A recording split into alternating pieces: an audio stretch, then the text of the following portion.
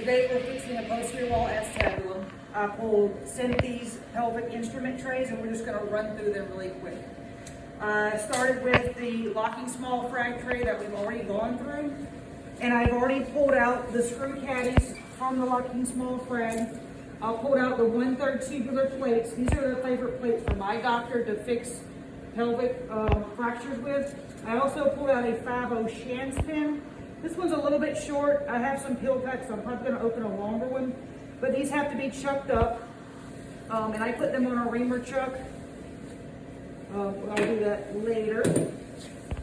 This is our pelvic recon plates that we're going to use today. We'll probably use one of these 6 or 8 hole curved plates.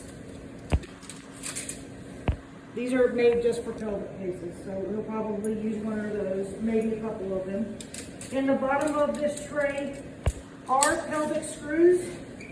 They're just really long. There's only 2 of each size though, so that's another reason why I open a locking small frag. These are the same screws as these, and we just have a lot more of them. So I don't pull out these screws unless we need something longer than a 95, because these go up to 95. The next tray is pelvic reduction. And it's just different tools used to help reduce the fracture. We have ball spike pushers, a long one, the reduction clamps. The favorite clamp of my doctor is called the Fairball clamp. That's a unique. This is a Fairball clamp. They come in different sizes. This is just a big one. And they can be modified, you know, as far as how open the jaws would be. The purpose of this clamp is to put 2 screws on either side of a fracture, and this is actually intended to grab the head of the screw and help reduce the fracture. The next clamp is called a Jungbluth. Can't spell it, Jungbluth. And again, same kind of deal, it just serves a little bit different purpose. I can't put it together.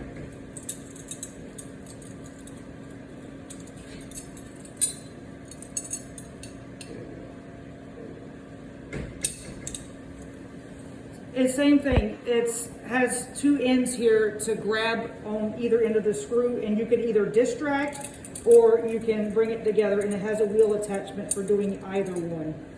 Jungbluth. And then there's just other different pelvic clamps in here specifically for fractures.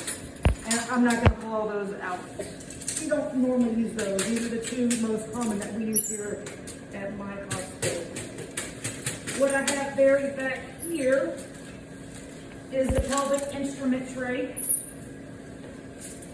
So in this tray, you have a plate bender. It's called a French bender. It's used to bend these plates right here. And then I'll pull out the 2 star drive screwdrivers. One's going to be for power and one's going to be for hand. A depth gauge. And then a 3/5 and a 2/5 drill bit. We also have some 2/5 threaded tip guide wires. Sometimes we use these, but most often we do not. So I don't pull these out of the tray. We also have some French benders in here. My daughter doesn't use them, so I'm not going to pull them out.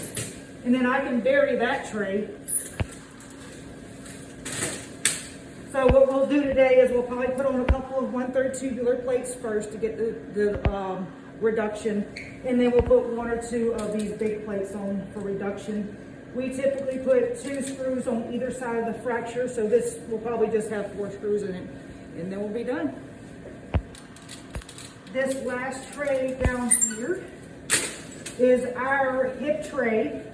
It has baskets in them, also known as mesquinums, depending on which doctor you ask what their name is. But the purpose of this tray that I pulled out is for the Charlie retractor, which we specifically use for posterior wall, anything, fractures, total hips, hemi hips, and I just get out 1 of each retractor there. And then we don't use anything else out of this tray. How do you put that tractor together? This end goes here, And you gotta pull that little guy out. There we go. This will retract one part of the skin, and then they'll put this on separately, and it'll retract the other part as far as they need it to go, and that's why it has so many holes. And that's our pelvic case.